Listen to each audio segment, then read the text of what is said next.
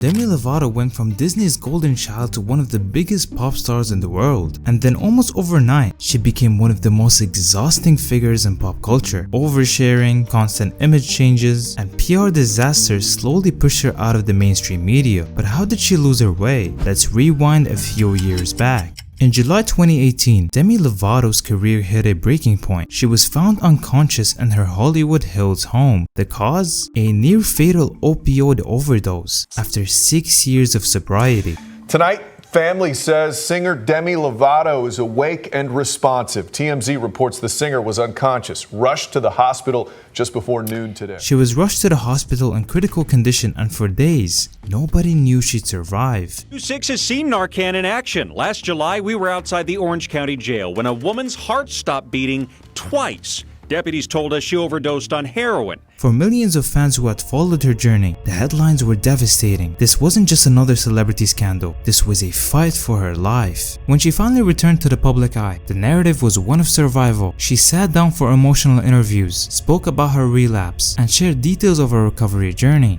My cocktail before I got sober was Coke and Xanax together. It was an upper and a downer, and I loved the combination.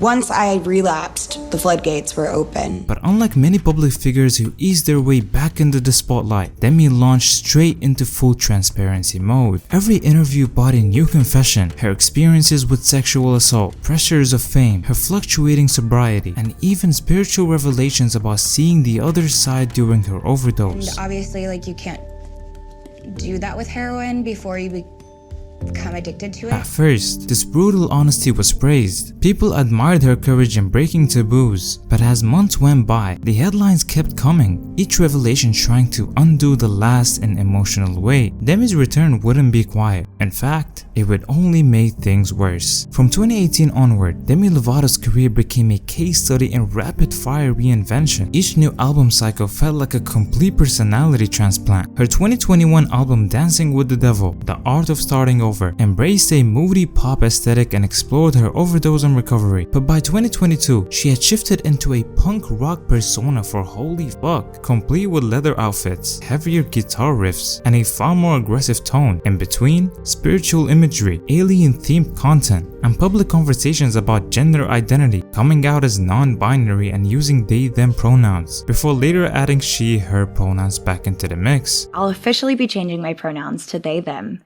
I feel that this best represents the fluidity I feel in my gender expression and allows me to feel most authentic and true to the person I both know I am and still am discovering. It became difficult to pin down who Demi Lovato was from one year to the next. For casual listeners, this inconsistency weakened her brand. Fans who had connected with one era often felt alienated by the next, with these fans saying, "She's been solid, now fluid. Therefore, it is only acceptable that she follow up and become gas next." A public bathroom was not created for a person to feel more masculine or more feminine. It's just to fulfill a basic necessity. I want to be called Her Majesty. That's how I feel and who I am. Beyond the music, Demi began making headlines for conflicts and causes that, while often well-intentioned, turned into PR misfires. In 2021, she publicly criticized a small frozen yogurt shop for offering sugar-free items, accusing them of promoting diet culture. The business responded that the items were meant for diabetics and people with specific dietary needs.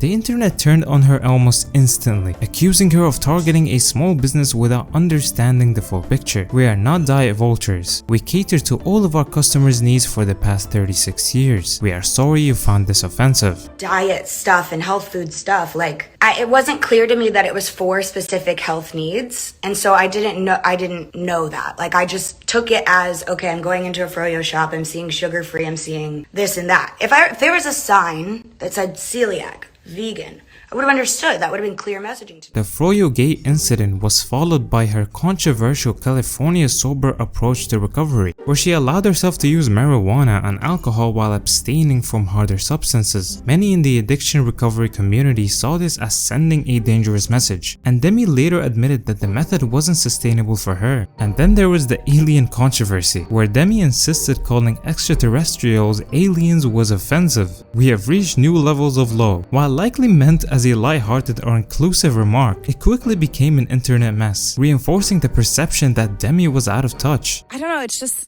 I can't fathom that we're the only life in the universe. Have you met aliens personally?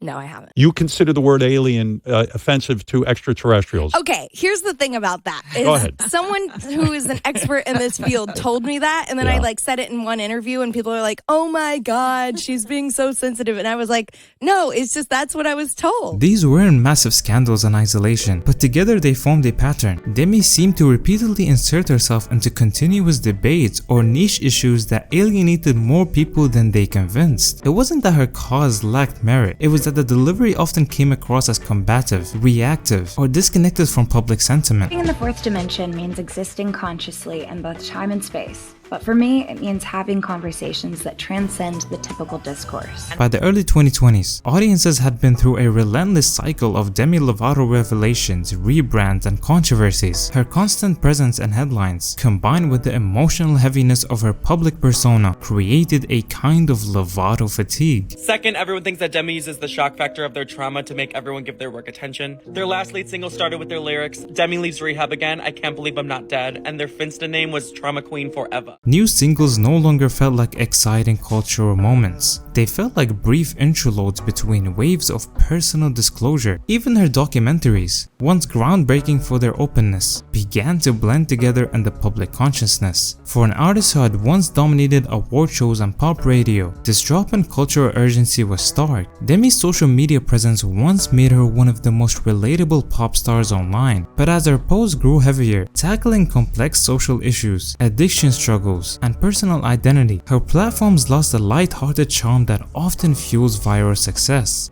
And that's until now.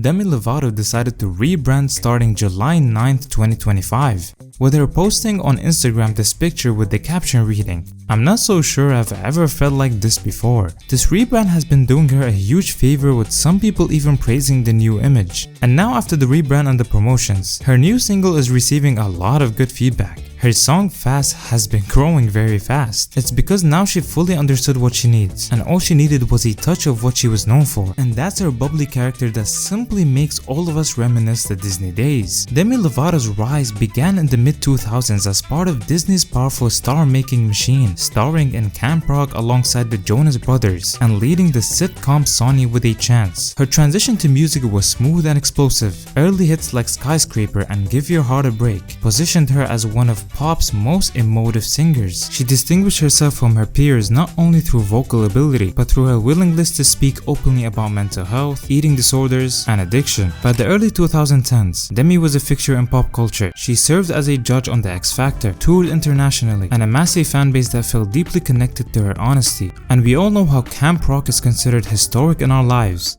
During her promotions, Demi decided to perform an iconic song. This particular move really helped the rebrand even further. Fans all over the world had something to say. "This is real, this is me. Thank you for reliving the golden age of Disney. Childhood made." Demi Lovato's story isn't over, but reclaiming mainstream dominance will require more than another rebrand. It will require stability. Demi didn't fade because she lacked skill. She faded because her brand became louder than her music. If she can rehearse that balance, there's no reason she can't command the cultural conversation again.